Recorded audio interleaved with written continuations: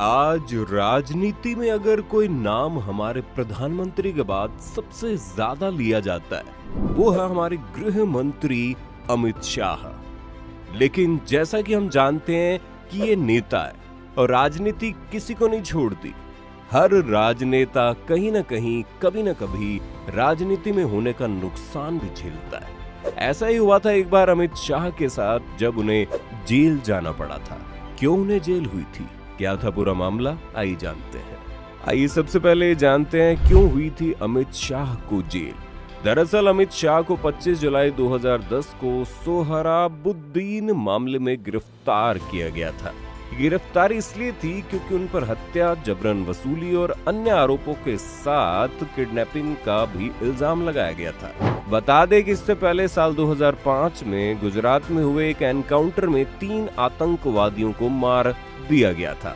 लेकिन कहा जाता है कि इस एनकाउंटर के पीछे अमित शाह का हाथ है और इस एनकाउंटर की जांच कर रही सीबीआई ने इसे एक नकली एनकाउंटर बताया। वहीं इन पर पैसे लेकर ये एनकाउंटर करवाने का गंभीर आरोप लगा था। अब आपको ये तो पता ही होगा कि मोदी और अमित शाह का गुजरात में आज भी डंका बजता है। ये भी वही दौर था, लेकिन उस समय शाह को गुजरात के मुख्यमंत्री पद के प्रमुख दावेदारों में से एक माना जाता था। हालांकि गिरफ्तारी से उनके राजनीतिक करियर को चोट पहुंची और इसी की वजह से गुजरात सरकार में कई नेताओं ने खुद को उससे दूर कर लिया। उनके साथी मंत्री उन्हें एक निरंकुश व्यक्ति मानते थे। बता दें, इस गिरफ्तारी के बाद जब शाह ने जमानत के लिए आवेदन किया तो सीबीआई ने चिंता जताई कि वो अपनी राजनीतिक शक्ति का इस्तेमाल न्याय को रोकने के लिए करेंगी। हालांकि गुजरात हाईकोर्ट ने उनकी गिरफ्तारी के 3 महीने बाद शुक्रवार 29 अक्टूबर 2010 को उन्हें जमानत दे दी। लेकिन अगले दिन जब अदालतें बंद हो गई, न्यायमूर्ति आफ्ताब आलम ने उन्हें गुजरात में प्रवेश करने से रोकने के लिए उनके निवास पर एक याचिका ली और इस तरह शाह को 2010 से 2012 तक जबरन राज्य से निर्वासित कर दिया गया था, जिसके बाद वो और उनकी पत्नी दिल्ली के गुजरात भवन के एक कमरे में चले गए। बाद में सुप्रीम कोर्ट ने सीबीआई की याचिका पर उनकी जमानत रद्द कर दी। सितंबर 2012 में सुप्रीम कोर्ट ने उन्हें जमानत दे दी और उन्हें गुजरात लौटने की परमिशन दी गई। बता दें कि उनकी जमानत के बाद उन्होंने नारायणपुरा निर्वाचन क्षेत्र से 2012 का विधानसभा चुनाव लड़ा और वो चुनाव जीता भी। अब यहाँ एक पॉइंट नोटिस करना कि अमित शाह ने तब के गृह मंत्री चिदम्बरम को ध्यान में रखा था, क्योंकि कहीं ना कहीं उनकी गिरफ्तारी में उनका हाथ था। अब साल 2014 देश में लोकसभा चुनाव हुए थे। पूरे देश में मोदी लहर इस कदर चल रही थी कि बीजेपी की जीत तय थी और बीजेपी जीती भी। लेकिन वो पूर्ण बहुमत से अपनी सरकार बनाएगी, इस बारे में खुद बीजेपी ने भी शायद ही सोचा हो। चुनाव के पहले हर पार्टी कहती है कि वो पूर्ण बहुमत से सरकार बनाने जा रही है, लेकिन चुनाव बाद पूर्ण बहुमत मिलना अब तक मुश्किल हुआ करता था। लेकिन अमित शाह की केंद्रीय राजनीति में कदम रखते ही बीजेपी ने कई राज्यों में अपनी बहुमत की सरकार बनाई। इतना ही नहीं, आज देश में 29 में से 11 राज्यों में बीजेपी के मुख्यमंत्री हैं, जबकि 5 राज्यों में बीजेपी सत्ता में भागीदार है। इसका श्रेय अगर अमित शाह को दिया जाए तो शायद गलत नहीं होगा। अमित शाह पार्टी के अध्यक्ष हैं और उन्हें बीजेपी का चाणक्य कहा जाता है। लोकसभा चुनाव के बाद से अगर दिल्ली और बिहार को छोड़ दिया जाए तो पार्टी ने हर जगह अच्छा प्रदर्शन किया और अपनी सरकार बनाई। जम्मू कश्मीर जैसे राज्य में भी बीजेपी सत्ता में भागीदार है। बीजेपी अगर इस समय अपने गोल्डन पीरियड में है तो उसके पीछे अमित शाह का दिमाग ही है। लेकिन अमित अपने जेल जाने वाली बातें भूले नहीं थे और यही वो दौर था जब पूर्व गृह मंत्री पी चिदम्बरम की गिरफ्तारी की सुगबुगाहट हुई। साल 2019 में IAX मामले में सीबीआई और ईडी की कार्रवाई चिदम्बरम के खिलाफ हुई और राजनीति में समय का पहिया कब, कहां, कैसे घूमा, ये देश देखता रह गया और देश की राजनीति में भूचाल आया। कांग्रेस के कद्दावर नेता पी चिदम्बरम गिरफ्तार हुए और दिल्ली हाईकोर्ट ने उन्हें एंटीसिपेटरी बेल देने से इनकार कर दिया, जिसके बाद वो सुप्रीम कोर्ट की तरफ चले जाते हैं। साफ है, जिस साल चिदम्बरम की गिरफ्तारी हुई उसके 10 साल पहले गृह मंत्री अमित शाह के साथ भी कुछ ऐसा ही हुआ था। उस समय सभी जांच एजेंसियां शाह के पीछे पड़ी थी। समय का चक्र घूमा और राजनीतिक समीकरण भी बदल गए। वर्तमान और पूर्व गृह मंत्रियों के बीच एक अनोखा संयोग दिखाई दे रहा था। चिदम्बरम जब गृह मंत्री थे तब अमित शाह एनकाउंटर मामले में तड़ीपार हुए थे। अब वे गृह मंत्री बने तो चिदम्बरम की गिरफ्तारी की सुगबुगाहट शुरू हो गई। अगर आप ये चिदम्बरम वाली कहानी के फ्लैशबैक में जाएं तो आपको पता चलेगा कि कांग्रेस समेत अन्य विपक्ष के नेता केंद्र सरकार पर जांच एजेंसीज के दुरुपयोग का आरोप लगा रहे हैं। इसी कहानी में करीब एक दशक पहले जब विपक्ष में भाजपा थी, तब उसने कांग्रेस सरकार पर यही आरोप लगाए थे। उस समय गृह मंत्री के पद पर पी चिदम्बरम ही थे।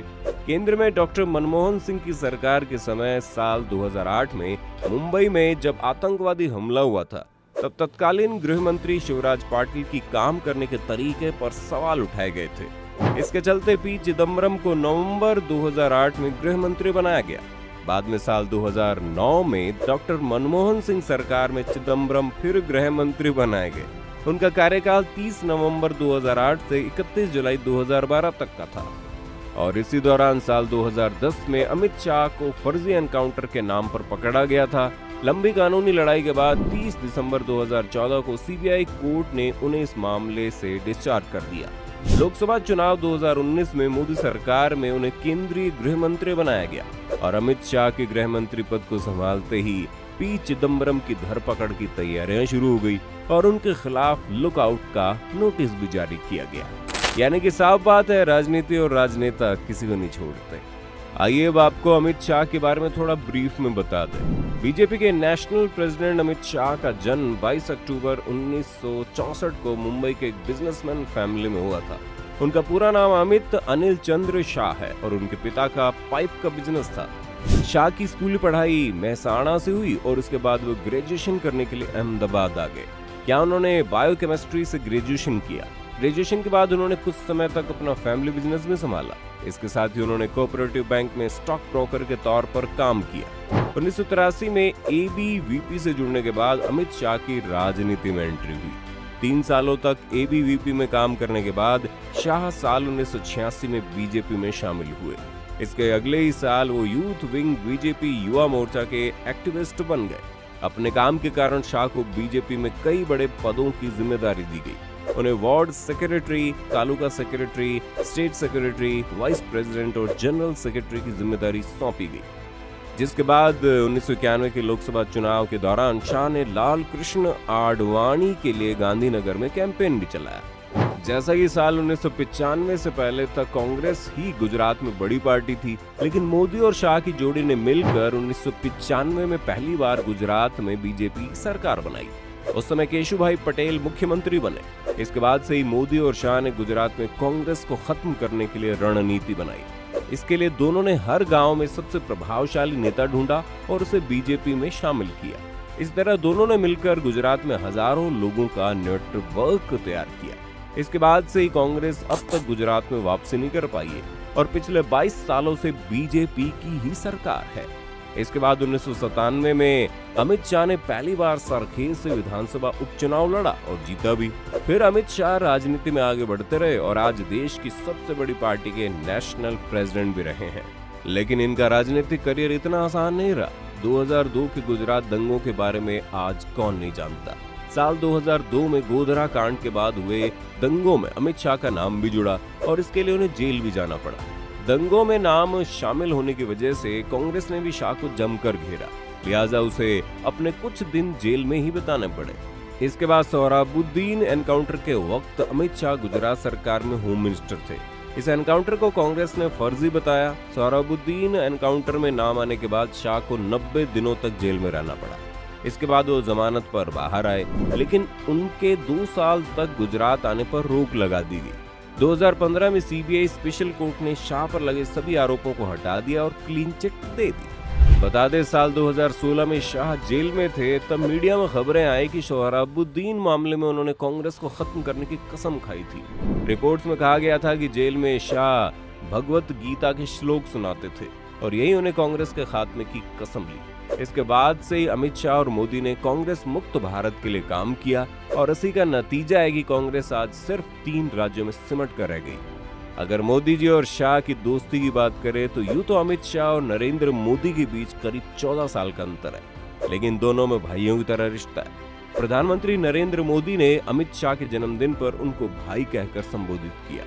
पीएम ने ट्वीट करके लिखा कि अमित भाई को जन्मदिन की बधाई, जो अपनी आइडियल लीडरशिप बीजेपी को दे रहे हैं। मैं उनके लंबे और स्वस्थ जीवन की कामना करता हूँ। तो दोस्तों, ये थी हमारी आज की वीडियो। आपको क्या लगता है किस नेता को जेल होनी चाहिए? हमें अपनी राय कमेंट सेक्शन में देना। आज की वीडियो पसंद आई तो वीडियो को लाइक शेयर कर देना, साथ ही हमारे चैनल को सब्सक्राइब भी कर देना।